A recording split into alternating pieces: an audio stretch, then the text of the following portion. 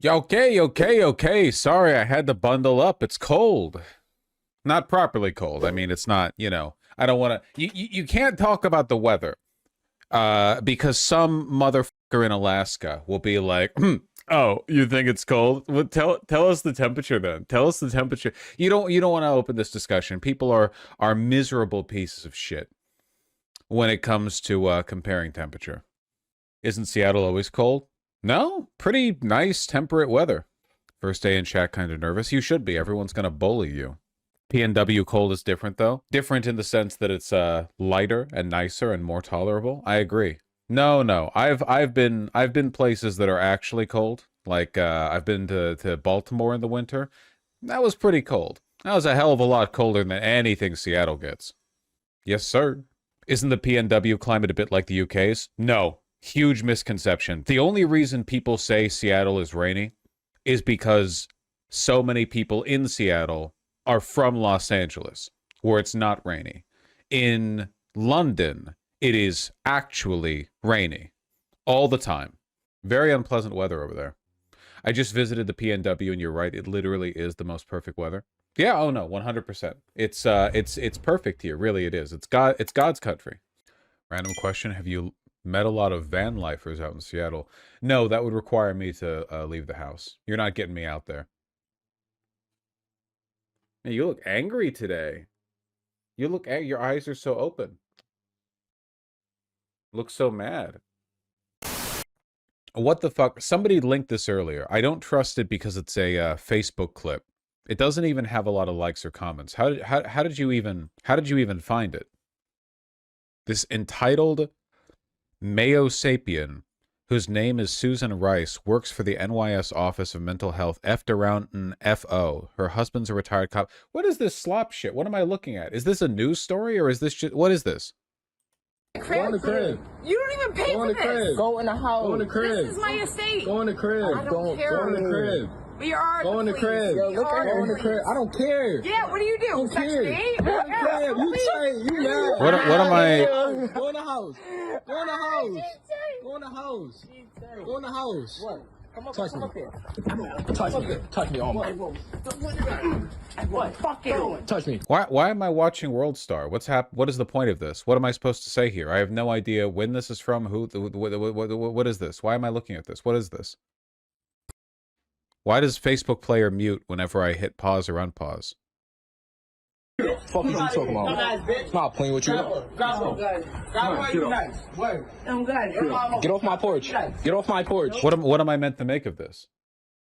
There's your World Star. Yeah, well, I just, like, somebody linked this twice. I'm just wondering what commentary I meant to provide here.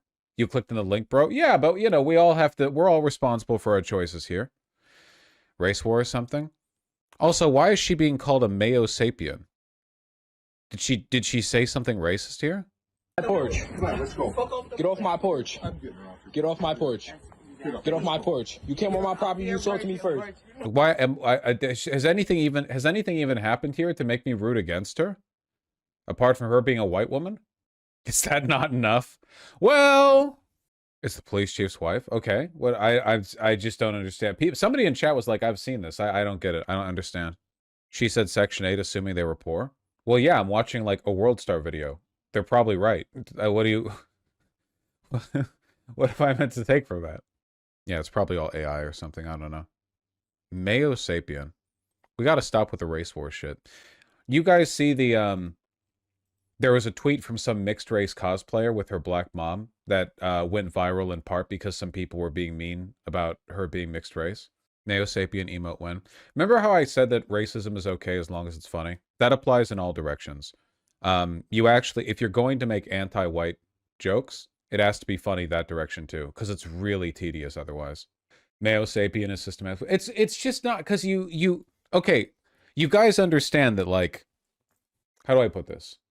Okay, so humor is when you subvert expectations. Where is the humor? Oh God, you're the same people who think Clanker is funny. This was my primary criticism with the Clanker thing, too. It's not that I think everyone who says Clanker is anti-black, even though it's modeled after the N-word. It's that they're unfunny, which is the main problem with racists. You know, just a word on its own isn't funny. It basically never is, unless it's the first time you're hearing it, okay? You need to structure a joke around it. Tell us a good white racist joke. You want a good white racist joke? You're watching one right now, okay? Like and subscribe. Thanks from a nobody incel who was drawn to your ideology. Yeah. Look, incel has a bunch of definitions these days. At the end of the day, here's the difference to me. I have never, and I mean this, ever offered leftism or progressivism or socialism or anything like that as a solution or a fill to the problems that you're having in your interpersonal lives. And that's the difference, because the Nazis love doing that, right? It doesn't matter that you're X, Y, or Z. What matters is that you believe in this, or that you're based and red-pilled like this. I've never done. You can be the most progressive person in the world. You can be a wonderful person politically. You still need to work on your personal life. I have never advertised these moral or political positions as an anecdote to having other problems in your day-to-day life. Nor will I ever, because I know for a fact they don't fix those problems. There's nothing about being politically correct that guarantees you'll be socially well acclimated, you know? I started watching these streams because I thought lefty politics would impress girls in my class. Then it turns out I ended up being super passionate about politics. There you go. But at the end of the day, and this is the truth, okay? The girls aren't impressed by the lefty politics. They're impressed by the charisma and passion with which you can advocate for those things that you believe in, you know? It doesn't have to be lefty politics. It can be the media that you enjoy or whatever else, you know? Yeah, it comes down to empathy and communication skills. The lefty politics are good because unlike righty politics, they're not innately off-putting and demonic, you know? That definitely helps. I feel like wooing women as a Republican guy is mostly down to lying to them about how little you think of them, or not talking about how little you think of women broadly, or talking about how they're the exception to how you feel about women broadly. You know what I mean? There are Republican women for some reason. Yeah, but even with Republican women, Republican men have to downplay the misogyny, you know? Like, Republican men that go online and talk about raping foids and how rape is based or whatever, do not then go and express those opinions directly to the right-wing women that they're with, you know? Usually it's a pick-me kind of thing, right? It's like, well, I'm talking about this broadly, but for you specifically, you know, you're my soulmate, etc., etc. You know what I mean? They might even be telling the truth. It's totally possible to be like broadly bigoted, but to specifically, you know, care for somebody. It's just insane. You get me. I'm right wing and I don't hate women. Good. I'm happy to hear that. Keep that up. Women really like that. And you know, I think good men will too. But here's another thing, okay? It's not enough to not hate women. You also have to not feel unduly threatened by them. And that can be tough. I'm not right wing, but I remember, especially when I was a young man, like early 20s, there were times where I had this twinge of a weird feeling that I couldn't quite identify. And often it was because I felt, and this is in retrospect, I felt like I was more at risk of being showed up by women if they demonstrated aptitude, skill, knowledge, or something in an area where I felt I was confident, you know? I felt like I had the soy BuzzFeed term is mansplain, but basically what I'm saying is, you know, if there's an impressive guy, you're like there's a guy near you and he's just like cool, or he's good about something, you know, and you're impressed by that, let women do that too. Like a chick should be able to just do whatever she's up to, and you know, you can appreciate that in its own terms and not feel like it's necessarily relational. And I think a lot of people struggle with that. Fuck, I'm going way over, but I'm going way over because I'm being conversational, you know?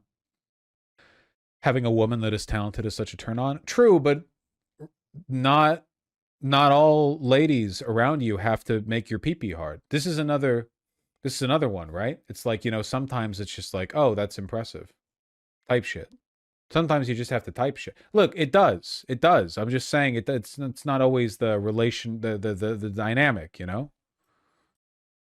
If I'm already attracted to the woman, I mean. It's too late, Kappa of all time. I've already got you marked with the hidden site tag, misogynist. I can see it. You can't see it here because this is broadcasting the public version of the chat, but I can see it. It'll influence the way I respond to you in the future. All right. I really do have to go. This went a lot longer than I expected it to. I don't mind that because I've had a phenomenal time. Thank you everyone for the great stream, really. I really enjoyed it. I wasn't expecting to. I felt like it was going to be a bad one because I felt off from the start, and I do still feel a bit off, but it's more of an energy level thing. I've got good news, though. I have ordered a sunrise clock.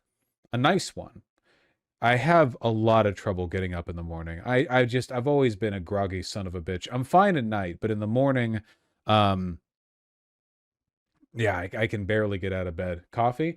Unfortunately, and this sounds like an urban legend, but this is real. Caffeine doesn't do that much to some people with ADHD. I drink coffee in the morning. I drink coffee at midnight. It doesn't make me feel wired. It doesn't have an effect on my energy levels that much. I just have it in the morning because it's like a wake-up flavor to me. Like the smell of coffee to me, I associate with the morning. But caffeine doesn't keep me up. So it doesn't really, yeah. There are many cases of people with ADHD taking cocaine and then falling asleep. What a waste. What a waste of a good high. But yeah, no, it's just a weird reverse effect of stimulants. I don't know why it works that way. It sounds like a joke. Like, oh no, ADHD people have reverse brain where coffee makes them sleepy. What? That sounds fake, but it's real. So yeah, I don't know. So yeah, usually for me, the thing that would really get my ass up in the morning would be if my bed had a catapult and it launched me through a skylight into the open air, and I was outside in the cold air for 2 minutes. That would wake me up. But you know how it works, right? Like you have to get outside to do that. And that's the hard part. You know, I'm hoping a sunrise alarm clock works for me. You know what I'm talking about, right? It's like a big alarm clock with a big light, and it slowly gets bright. You set it like wake up at 8, and then at 7:30 it starts to get lighter and lighter. And then at 8 it'll like play a noise, but the idea is that it's supposed to simulate the gradual wake up that you get. It's why, you know, usually I get a better night's sleep and feel better waking up when I'm woken up by light pouring in from the window, like when the sun rises at 6:30 or 7 or whatever. You know, whenever it does.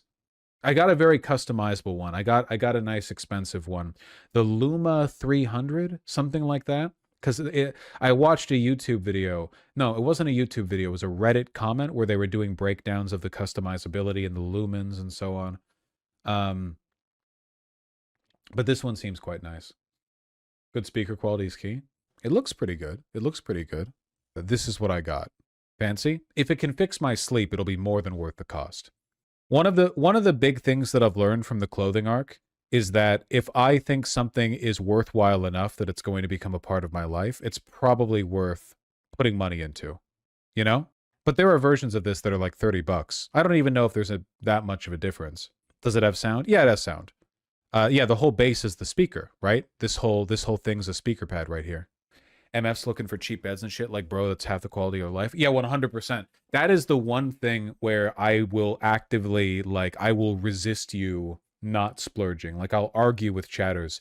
Not spending a bunch of money on a mattress is so, literally, like, the amount of money that you will save just by having better sleep in the long run, the lack of medical problems, the more energy during the day, you going into debt to afford a good mattress is unironically a real thing you should consider. I mean that. Like, I'm not saying like go into debt like 30% annual, or sorry, 30%, you know, monthly, so on and so forth or whatever. But you know what I mean? Like, you should really, really, really get a good mattress. Mattresses cost far more than they should. Everything does. Well, a lot of things do. But in fairness, modern mattresses are pretty fancy, you know?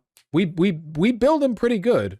Our mattress is expensive on average. I would say that like the low point, if you're buying a queen-sized mattress, the lower end of what's good, like a quality, like something that you should consider sleeping on, would be around 15 to 1800. And it goes up from there.